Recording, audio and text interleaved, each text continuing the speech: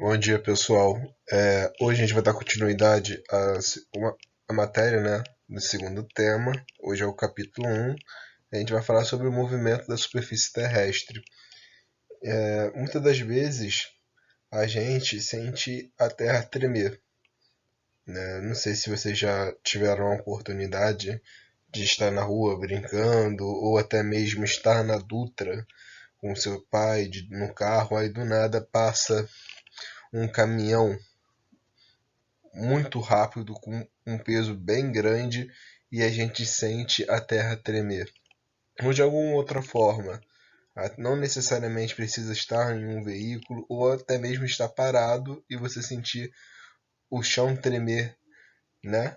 Ou até mesmo estar a pegar o trem. Você está passando, andando ao lado do trem e você sentir o solo tremer devido à velocidade e o peso e a carga, né, do trem está trazendo, passando por você. Isso gera algum tipo de abalo sísmico, um abalo ali básico, né, terrestre, porém não é de uma magnitude tão significativa, porém é algo que a gente sente, certo? Então são movimentos que a gente sente, são movimentos de ondas bem insignificantes, não é um termo nem seria significante, porém bem abaixo do que com um evento de grande escala que é um terremoto, né? Não podemos comparar um evento de terremoto com um abalo terrestre de um trem passando ao nosso lado.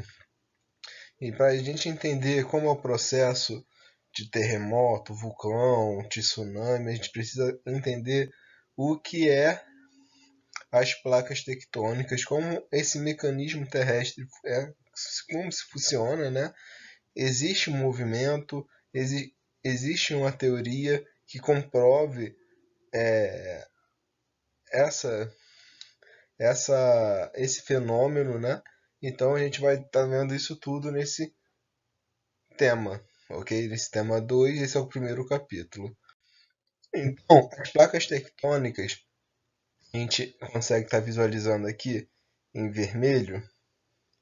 Isso aqui é um mapa mundi, né? A gente consegue visualizar e cada país ou em determinado continente tem umas placas. Aqui, placa norte-americana, placa sul-americana, onde a gente se situa, né? Nosso continente sul-americano. Aqui a placa africana. Cada continente possui uma placa e cada placa tem um movimento e uma classificação. Coisas a gente vai ver lá para frente, certo? E a gente pegando um mundo e cortando ele longitudinal, ou seja, olhando de cima para baixo até chegar no núcleo, a gente consegue estar visualizando isso daqui, nessa imagem à esquerda, certo? O que é interessante aqui nós sabermos é que aqui é o núcleo.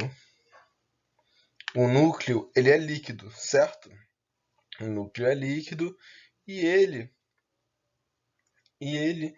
tem várias camadas até chegar na astenosfera. A astenosfera é o manto que está é um manto. Esse manto ele não é líquido e nem sólido. Ele tem com algo pastoso, certo?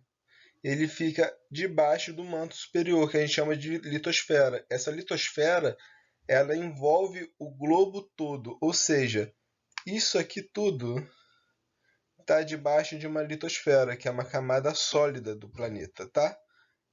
Tudo, até o oceano está debaixo dessa litosfera, que é uma camada de manto de uma crosta de uma rocha, ok? Só que há duas diferenças entre uma crosta oceânica, certo? Aqui, e uma crosta continental. Qual a diferença dessas? Uma placa fica debaixo do oceano e a outra faz parte do continente, da Terra, fixa, onde a gente se encontra, na costa continental, certo?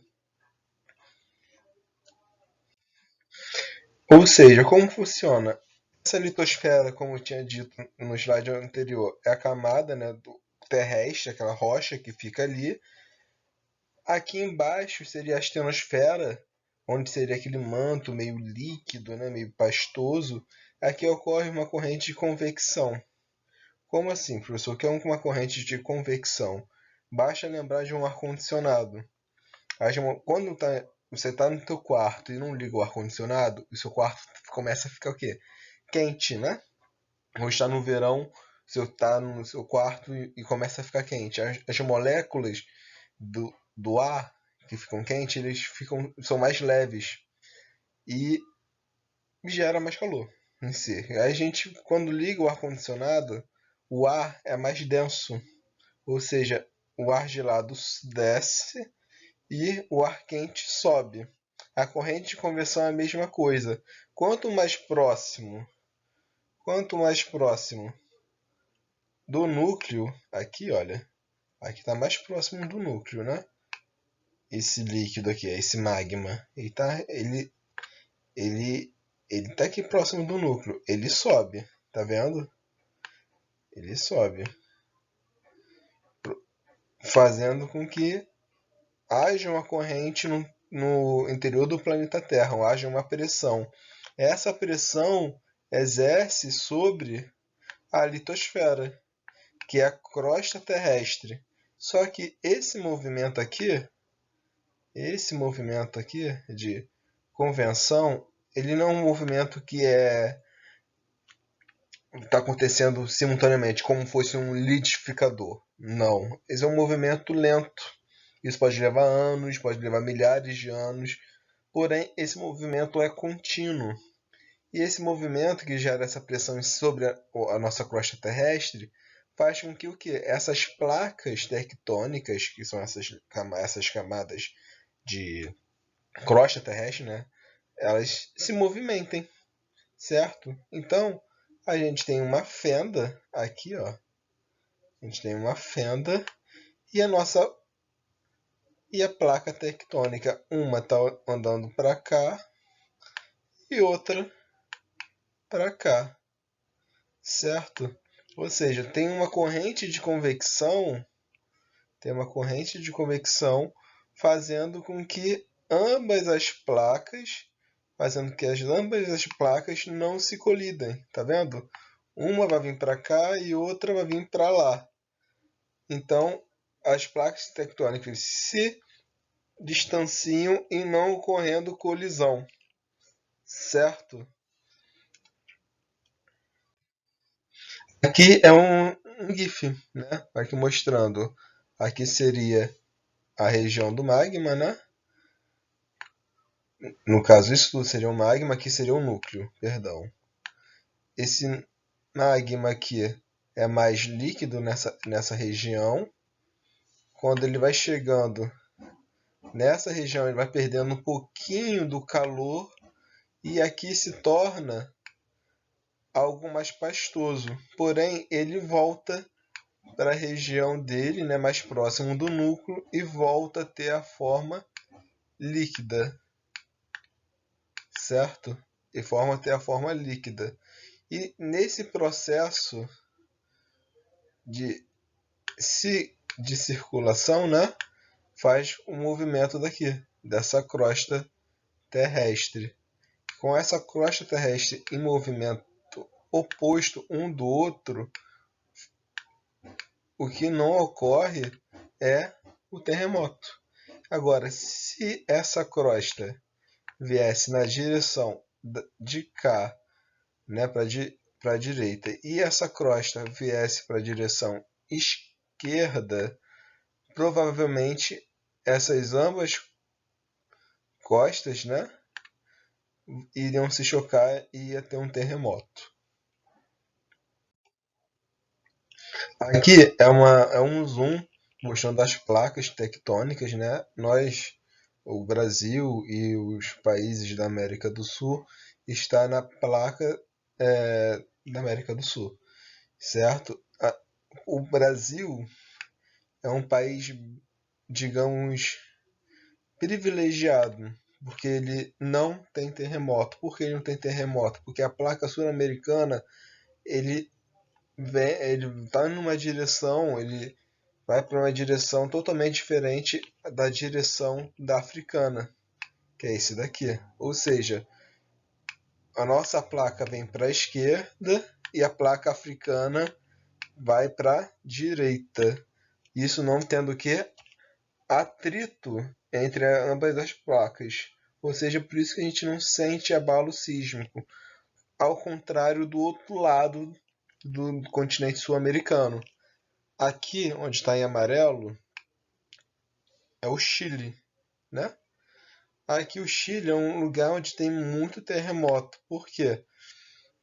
Como a nossa placa tectônica está em direção esquerda, tem uma placa chamada placa de Nazca, que é uma placa oceânica, lembrando, né? Porque aqui é oceano, e aqui uma placa continental, porque tem um continente aqui, tem terra aqui.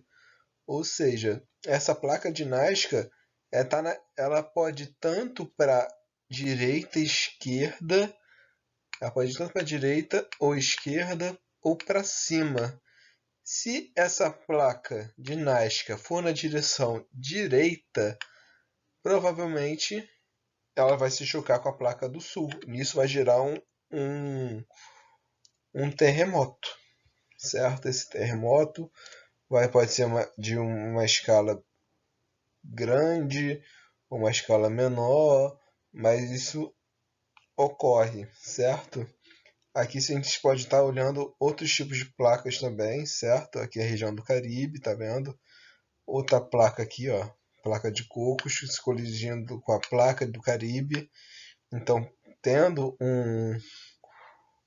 um abalo sísmico ali, provocando algum terremoto. Tem, por exemplo, o terremoto do Haiti que aconteceu, que fica nessa região aqui da América Central. Foi em 2014, em 2014 ou 2013, teve um abalo sísmico lá de uma magnitude, sei lá, de 8 ou de 7, né? E o país todo está destruído e se bobear tá destruído até hoje, porque é um país extremamente pobre e o governo não é um governo estabilizado e também ele não é interessado em ajuda do povo, mas ele é um país que está totalmente. Já era um país pobre, porém ele ficou pior depois dessa tragédia, desse abalo sísmico que ocorreu nesses últimos 10 anos atrás, ok? Aqui é a classificação das placas tectônicas. Aqui a gente consegue ver, ela pode ser convergente, né? Ela pode ser convergente, ela pode ser transformante e ela pode ser divergente. O que isso quer dizer? Tanto a classificação e a movimentação, elas têm esse mesmo nome, sendo que o convergente e ele está mais relacionado ao. Mais fácil eu explicar no slide antes, esse slide aqui. A movimentação das placas. Ele pode ser convergente, né? Ou seja, esse manto terrestre ele é mais sólido, esse daqui.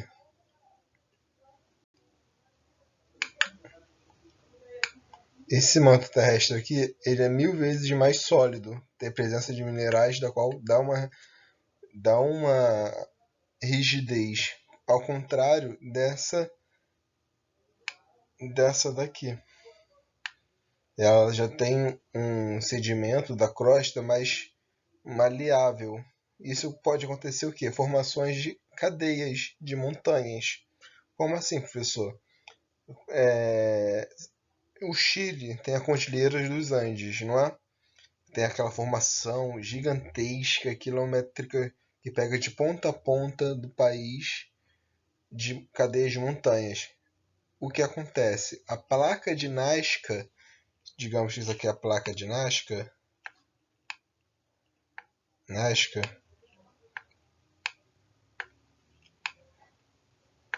Essa é a placa de Nazca.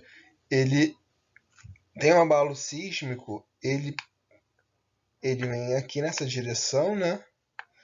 Para a esquerda, e aqui a placa americana. Aqui a placa americana. Aqui a placa americana vai na direção também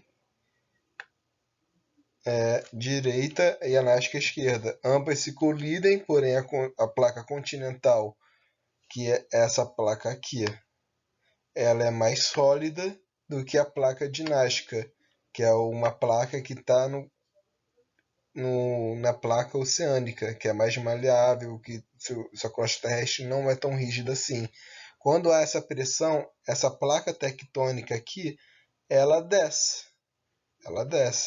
ela perfura e vai para a região onde está o magma, aqui embaixo, certo? E aqui, essa parte da Terra, ela começa a ficar suspensa, ela começa a emergir, ou seja, ela começa a sair do oceano e entrar na nossa atmosfera, na zona onde não tem água, e formando aquelas cadeias de montanha que existe no Chile, ok? As placas tectônicas também, como eu disse anteriormente, como ocorre aqui no Brasil, a placa americana e a placa africana, elas têm movimentos opostos. Quando eles fazem esse movimento oposto, cria-se uma fenda, né? Essa fenda faz com que um magma, né, que está debaixo da astenosfera seja exposto ao oceano. Nesse magma, ao entrar no oceano, ele automaticamente solidifica, e colocando também na região do oceano materiais minérios, né? Ali logo no fundo do mar, ou até mesmo criando zonas abissais, ou seja, não necessariamente tenha que o magma vazar, simplesmente pode criar uma fenda, ser uma zona abissal onde a luz não penetra e ali ser um novo ambiente para que novas criaturas, quando eu falo criaturas, pode ser são animais, né? Os animais que possam ali habitar aquela zona ali, ok? E o limite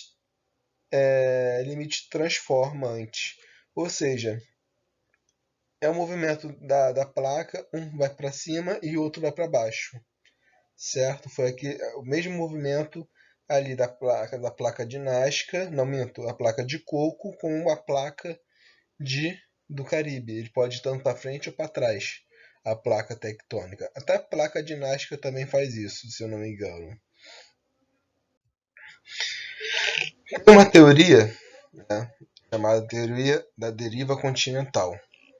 Em 1940, 1930, um pesquisador alemão chamado Wegener, ele pegou o mapa mundi e olhou para o mapa mundi e viu que o Brasil, o continente americano, ele se encaixava perfeitamente com o continente africano. E nisso ele começou a pegar vários continentes e unir cada continente, né? Formando um supercontinente. Quando ele percebeu isso, ele viu que ele colocou em hipótese que há milhares de anos atrás, papo de 300 milhões de anos atrás, todos os continentes eram unidos, chamávamos de Pangeia, certo? E com o passar do tempo, com o passar da idade, né, das eras que o planeta Terra passou, como o Triássico, Jurássico, Cretáceo e o atual, né, onde a gente se encontra, o planeta Terra, a geomorfologia do planeta foi tomando formas totalmente diferentes, correto? Só que esse Wegener ele não conseguia meio que explicar, porque até mesmo ele não tinha, ele morreu em 1940. Então ele só deixou a teoria, e só que em 1960 um americano chamado Hess ele pegou essa teoria e fez um experimento, né? Na realidade, ele desenhou como seriam as placas tectônicas. E através de análise no fundo do mar, eles viram fendas que, que sustentam a teoria da deriva continental de Wegener. Ou seja, há milhares de anos atrás, todos os continentes eram unificados. Posteriormente, os continentes foram sofrendo, né, uma uma diferenciação, ou seja, eles foram se separando. E como ocorreu essa diferenciação, essa mudança da geomorfologia do planeta Terra? Antigamente, provavelmente, não existia a placa tectônica. Essa placa, né, da litosférica era uma só. Ela era lisa. Provavelmente houve uma pressão muito grande no núcleo do planeta Terra e fez como se fosse uma panela de pressão, superaquecendo até uma hora que essa crosta da litosfera ela começou a trincar e rachar. Eu queria como fosse cozinhando o ovo, um ovo até ele ficar cozido. Quando você coloca ela numa temperatura muito grande, o ovo começa a rachar, não é? É a mesma ideia como fosse no planeta Terra. Então, nesse diferenciamento na Pangeia, se dividiu dois supercontinentes, a Laurásia e Gondwana. A Laurásia ela ficou com uma porção da América do Norte e da Europa e Euroásia, certo? Já a Gondwana não, ficou com a África, ficou com a parte da Oceania, até com a Índia, Antártida, América do Sul. E a gente vê que, com o passar das eras geológicas, a Terra foi tomando formas diferentes. E o que era junto começou a ficar separado, né? Foram começando a ficar distante um do outro, até chegar num modelo geográfico que é hoje em dia, correto?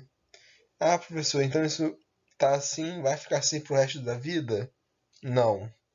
Esse é o modelo geográfico de hoje. Isso não quer dizer que daqui 20 milhões de anos vai ser esse modelo aqui.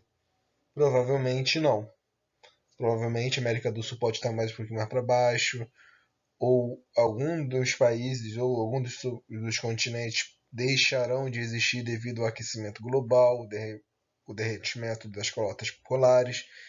Então, vários eventos vão acontecer no planeta Terra e possivelmente tudo vai mudar, ok? Mas esse é o cenário atual.